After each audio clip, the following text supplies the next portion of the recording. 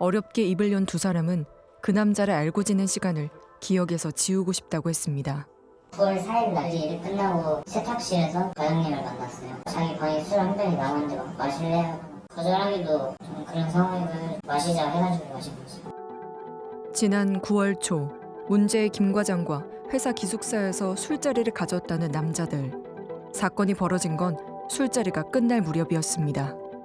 제 경우는 랑 도 이제 다 맞았으니까 가라고 해서 둘 다 보냈어요. 그래갖고 과장님 저도 방으로 가면 안 되겠냐 그러니까 아니 너는 자기랑 자야 된다. 못 가게 막은 거죠. 2층 침대인데 1층 침대에서 800에도 한 상태여서 너 누구 동생이야 이래가지고 제가 아 과장님 동생입니다 이렇게 말했죠. 동생인데 이 뽀뽀는 아니어도 그 뽀뽀는 해야 되는 거 아니야? 이래가지고 아 아직은 아닌 것 같습니다. 아직은 아니고 계속 이렇게 반복했던 것 같아요. 거의 진짜 죽부인 껴안고 자듯이 그렇게 잔 거죠. 불과 불이 맞닿은 상태에서 잤거든요. 근데 이게 실습 나와서 진짜 사회생활 처음 딱 하는 건데 뭐 하는 건지 이게 진짜 되게 혼란스러웠어요.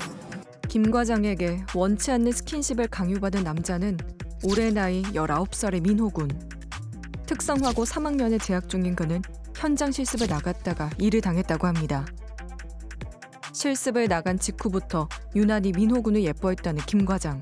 저보고 일을 제일 잘한다. 너는 진짜 내가 키우고 싶다. 당연히 과장님한테 칭찬받으니까 인정받았으니까 아 진짜 더 열심히 해야겠다. 이분은 27살인데도 과장을 하고 계셔. 자기는 인정을 받았다 회사에서. 과장이라는 뭐 일 끝나고 뭐 이 사람이 뭘 어떻게 했다는 이런 것까지 싹 다 적으니까 못한다 하면은 사무실에 말해갖고 뺄 수도 있는 거고. 김 과장은 현장 실습에 나온 학생들의 관리 감독을 맡고 있었고 그의 눈밖에 나지 않고 4주를 무사히 보내면 지역에서 꽤 규모 있는 이 회사에 정규직으로 입사할 수 있습니다. 그래서 민호군은 김 과장의 동생이 되라는 제안이 부담스러우면서도 거절하기 힘들었다고 합니다. 비밀스럽고도 수치스러운 기억을 가진 건 자신뿐이라고 생각했습니다. 그런데 민호군과 함께 현장 실습에 나온 도윤군도 김 과장에게 똑같은 일을 당했다는 겁니다.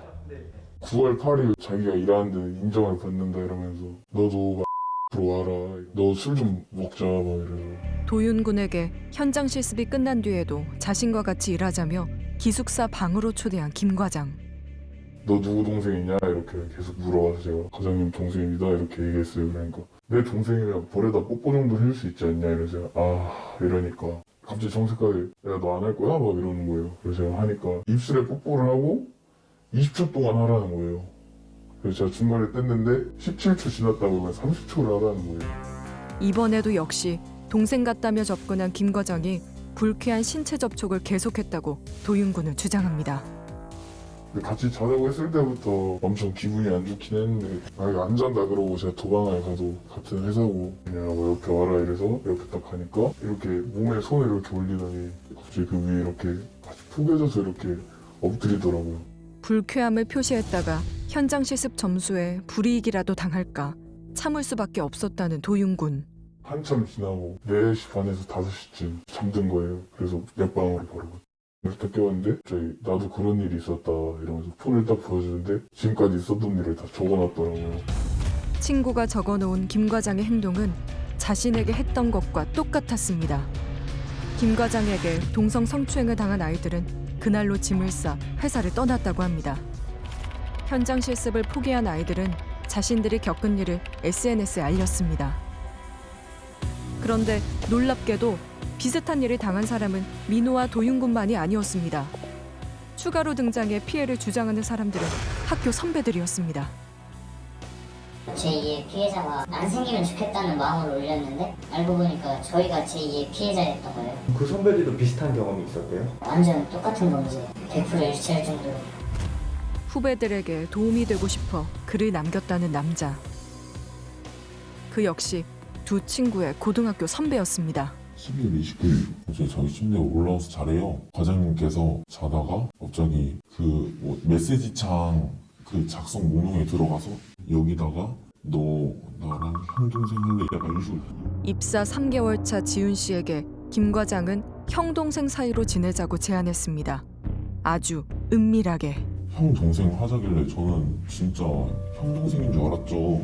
알겠다고 하니까 제 뽀뽀를 해보래요. 볼에다가 처음에 막 망설였는데 갑자기 입술에다가 막 뽀뽀를 하시더니 저기 막 혀를 놓으시고 그 키스를 막 하셔가지고 그러다가 점점 손을 제 여기 바지 안에다가 막 넣으시고 네 자위 행위를 해달라고 하셨어요. 생애 첫 직장에서 상사로부터 유사 성폭행을 당한 지훈 씨는 끝내 퇴사를 결심했습니다. 실습을 나온 고등학생들에게 접근해 동성 성추행과 성폭행을 해왔다는 김 과장. 사실일까? 그를 만나보기 위해 사건이 벌어졌던 회사를 찾았습니다. 안녕하세요. 저희 그 회사 쪽에 좀 최근에 일어난 추행 사건 관련해서 입장도 듣고 싶어서 왔거든요. 경찰 조사가 어쨌든 공신력이 있으니까 거기에서 판결 나오는 거 보고서 저희가 움직이는 거죠. 근데 제가 뭐 막 들고 가서 만나게 뭐 해드릴 수도 없고, 그러니까 어디 있는지는 모른다고. 종일 김 과장을 찾아다녔지만 그를 만날 순 없었습니다. 같은 회사엔 김 과장의 친형도 근무 중입니다. 안녕하세요. 혹시 과장 잠깐 말씀 나누고 싶은데 형님 되시죠? 네. 과장은 지금 어디 있나요? 정직당하고 만나면 자기가 잘못한 게 있으면 잘못한 부분에서는 사과를 하고 싶어 하는데 그 자기가 뭐 억울한 부분도 있잖아요. 그거는 약간 해명을 하고 싶어 하니까 주로 뭘 억울해하세요? 잘 챙겨주고 싶어 하다 보면 자기는 친해졌다고 생각할 수도 있잖아요. 근데 아무리 친하다고 엮이려고 해도 폭행을 하거나 그거는 않잖아요. 그거는 잘못된 건데 뽀뽀는 제가 모르는데 지금 집에는 같이 계실 거 아니에요? 그냥 집에 있어요. 방에만 틀어박혀 있어서 안 나와가지고 자기도 멘탈이 되게 좀 흔들릴 거예요. 그러니까 제대로 된 말을 할 수 없으니까 입을 잘 안 열려고 하는 거예요. 우린 여러 차례 김 과장에게 취재를 요청했지만 끝내 입장을 들을 수 없었습니다. 피해 학생들은 김 과장에게 성추행을 당한 뒤 가장 먼저 학교에 이 사실을 알렸다고 합니다. 선생님들이 오셔서 뭐 2주 뒤에 나와서 다시 일을 해라 하는데 제가 그랬죠. 부모님한테 뭐라고 안 할까요? 하니까 선생님이 거기서 코로나 때문에 연기됐다고 해 이 말을 하시는 거예요. 선생님들이 딱 와서 바로 가져다니고 부모님한테 알리지 마라고 2주 있다 다시 와라 이러니까 솔직히 속상하잖아요. 그래서 거기 있는 애들 다 울었어요. 그래서 다 불러서 그런 거 아닌가 이런 생각이 좀 들었어요. 선생님들은 왜 아이들의 부모님에게 사실을 알리지 않았을까? 예. 저도 그 부분에 대해서 학생들하고 면담 과정에서 들었어요. 네, 제가 판단하기엔 부모님한테 어떻게 전달을 해야 되나 하는 방법에서 문제가 있었던 것 같고 제가 소홀했던 점은 인정을 하고 신호를 좀 초과할거 빨리 했으면 이런 거 미연에 방지할 수 있었을 텐데. 정말 아이들이 너무 늦게 SOS를 청한 걸까? 하지만 1년 먼저 같은 일을 겪은 지훈 씨는 학교의 해명에 의문을 제기합니다. 취업 지원관 선생님께는 제가 성폭행을 당했다는 사실을 명확하게 말씀을 드렸고 학교랑 여기 회사랑 학생을 계속 그걸 해야 되는데 그렇게 신고를 하면 회사랑 관계도 안 좋아질 수 있으니까 한번 넘어오기로 했다고 다음에도 이런 일이 있을 경우에는 회사 측에서 강력한 징계를 내린다고 하셨어요. 회사와 논의한 학교 측이 회사로부터 재발 방지를 약속받았다며 사건을 무마했다는 겁니다.